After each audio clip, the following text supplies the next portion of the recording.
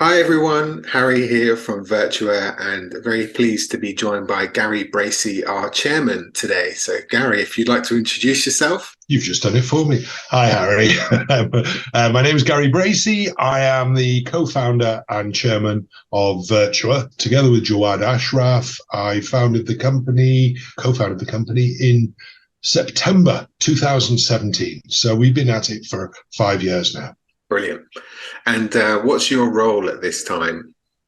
At this time, I am more of a high level, I call it an air traffic control type role, more on a sort of consultancy without day-to-day responsibility of the running of the company, which I used to have when I was CEO. Jawad has taken over that role and doing it brilliantly. And I've stepped back a little in my senior years and taking more of an overview of the company and helping out where I can. Brilliant. And we're very lucky to have you. And this one we could talk about for a couple of hours, but can you tell us a little bit about your professional background? Yes, you're talking about my male modeling career. No,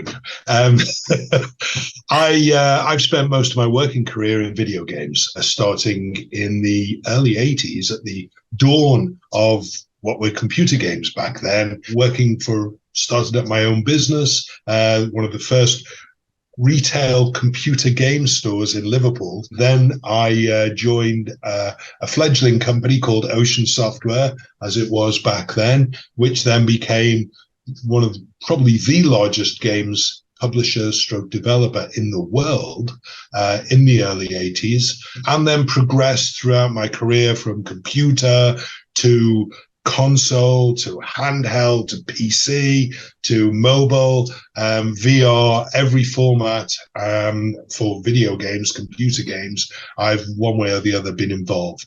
And that's brought me here today, where now it's more gamification of the metaverse. Perfect. And what are you working on right now? What's on your desk? On my desk, which is a complete mess.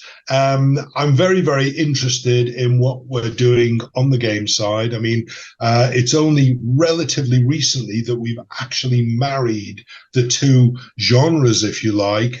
Before, the company was more or less focused on the environmental element, the metaverse element itself, with NFTs. But now we've got some amazing games, actual games. The premier one being from a games studio who I've known for a long, long time, called Stainless Games, who are responsible for some classics like Carmageddon and Magic the Gathering video games. And now they're working on Reflections, which is our own metaverse Virtua based game based on our VFLEC characters, and that is incredibly exciting. So Doug Dyer is the liaison and point man, directly liaising with Stainless Games on that. But I'm sort of looking at from the background, together with a lot of licensing opportunities and investment, etc., etc.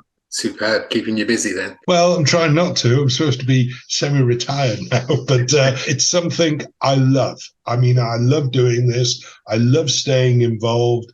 I love seeing the feedback we get from the community on the social media, etc., etc. We have an amazing community, and that keeps me engaged. And what we're doing is really bleeding edge, where we're helping forge the next generation of technology and engaging technology, which is what we believe the metaverse to be and to become. So in that regard, it's pioneering, it's exciting, it's challenging, and it's just fantastic to be a part of it.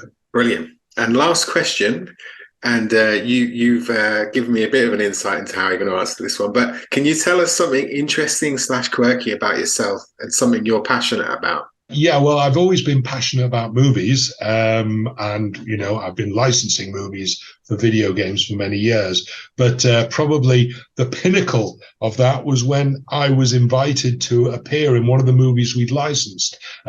We'd licensed a movie called Nightbreed, which was written and being directed by Clive Barker, who actually was a fellow Scouser. And we got quite friendly, and he said to me, I spent a lot of time on the set, obviously for research for the video game.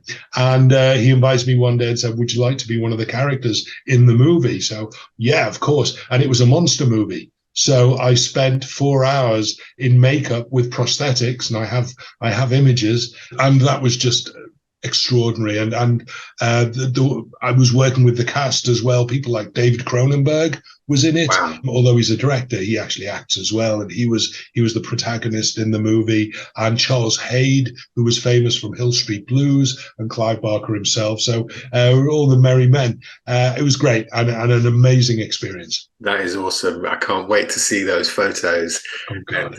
use them as a profile picture for you somewhere. You won't recognize me. Well, you might recognize me a little bit. Brilliant. All right. Thanks so much, Gary. Thank you to everyone for tuning in, and we look forward to catching up again soon. Thanks, Harry.